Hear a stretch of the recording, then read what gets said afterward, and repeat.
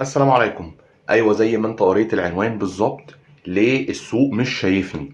حاسس انك مش باين، كل اللي حواليك بتقدم وانت محلك سر.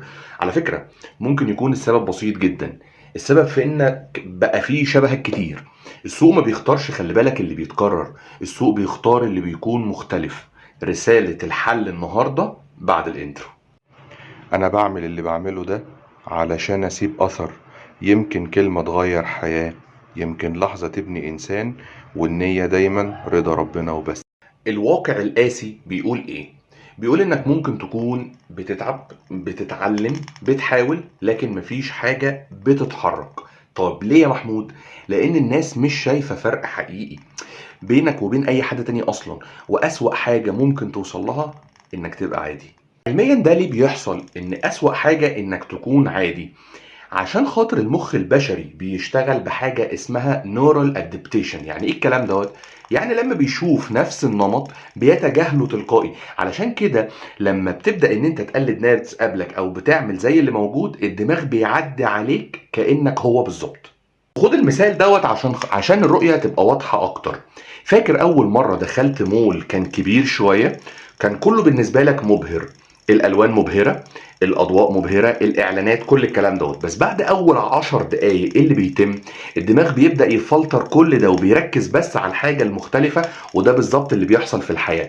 عشان كده انت لو عاوز السوق يركز معاك يبقى لازم تبقى مختلف. اوكي؟ طيب، بص، مفيش طريق مختصر، ولكن في طريق بيكون واضح قوي. الطريق ده محتاج 3 حاجات مهمة جدا جدا، ومحتاج تركز معايا قوي في ال3 نقط اللي جايين دول، عشان تقريبا ده الحل اصلا. طيب، اول حاجة، مهارة حقيقية مش ادعاء. تاني، مهارة حقيقية مش ايه؟ مش ادعاء. بمعنى مش مجرد شغل على الفاضي. المهارة هي العملة الوحيدة اللي ليها قيمة النهاردة في السوق. بتعرف تعمل ايه وبتعرف تعمله كويس جدا لأنهي درجة. عشان كده اتقن مهارة، حتى لو هتبقى مهارة واحدة بس خليك مميز فيها جدا. وخلينا اديك مثال على كده. لو مثلا جينا النهارده الواحد هو السكيل بتاعته كلها ان هو بيفهم في المونتاج.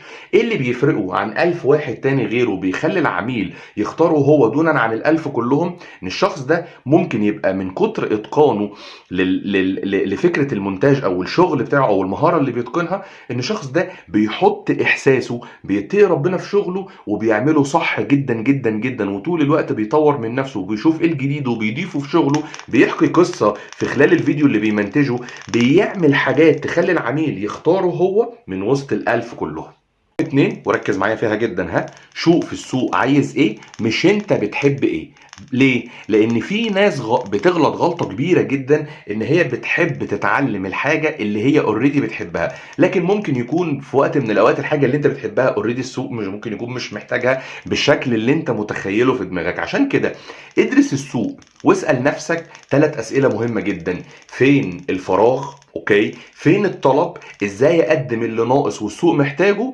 مثلا اللغه الالمانيه. الالماني النهارده ناس كتير جدا جدا جدا محتاجاه عشان خاطر تقدر ان هي تشتغل بيه وتعمل فلوس كتير جدا محترمه. لو ركزت شويه هتلاقي ان معظم الناس بتبقى عايزه تروح تتعلم انجليش. دي حاجه كويسه جدا، ولكن انت عندك النهارده في مليون واحد بيتكلم انجليش، لكن في كام واحد بيتكلم الماني؟ ميبي يكونوا 1000 2000 في مصر كلها. عشان كده هتلاقي ان بدايه السالري بتاع الشخص اللي بيشتغل بالانجليش ممكن يبقى 15000 جنيه، وبدايه السالري بتاع الشخص اللي بيشتغل في الالماني 30000 جنيه. يعني تقريبا الضعف. ليه؟ لان الشخص اللي بيتكلم الماني اختار مهاره هي بسيطه جدا جدا، سوري، مهاره هي اوريدي العدد اللي فيها محدود جدا والطلب عليها زايد، فبالتالي قيمته هنا بتعلى جدا. وزي ما معروف السوق عرض وطلب. تالت نقطة، ابني صورة واضحة عنك اونلاين. اونلاين، ايوه انت سمعت صح، ابني صورة واضحة عنك اونلاين. يعني ايه؟ الناس دلوقتي بتدور على شغلك، على هوايتك. تمام. يعني ايه؟ يعني يعتبر النهارده وجودك الرقمي على السوشيال ميديا هو السي في الجديد بتاع حضرتك. عشان كده انشر وعلم، شارك يا باشا، اسمع محتوى، بس اهم حاجة تخليك مستمر وصادق في الحاجة اللي انت بتقدمها. عشان كده اللي قرر ينجح او اللي نجح هو اللي قرر يشتغل على نفسه في السر. في الوقت اللي كان فيه واحد تاني بيحاول يبهر الناس بسرعة، كان في واحد يشتغل على نفسه 5 شهور 6 شهور في هدوء ولا حد كان حاسس بيه. كل اللي حواليه بيشككوا فيه، بس سابهم يتكلموا وفصل منهم تماما. تمام. وفي اول يوم نزل شغل ليه، عارف تعرف الشغل حصل فيه ايه؟ الشغل اتشاف واتباع واتقدر. تمام كده. وشوف الفرق هنا فين. هو بنى حاجة وفضل يكبر فيها وكبر دماغه من اي كلام كان بيدور حواليه.